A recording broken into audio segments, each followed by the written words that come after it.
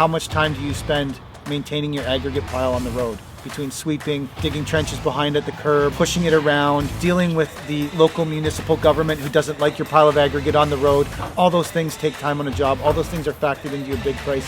Gator Base cuts down on all of that stuff collectively and definitely saves time and money. Excavation is getting harder and harder to get rid of and find places for, especially the closer you get to the city. So now using the Gator Base is saving us a lot of time and money with finding places to get rid of dirt. I'm trying to reduce labor, so the less digging I have to do, the better. I only really need 2 guys on a site other than an excavation. So if I can save a whole person and not need them for an excavation, it's a dream.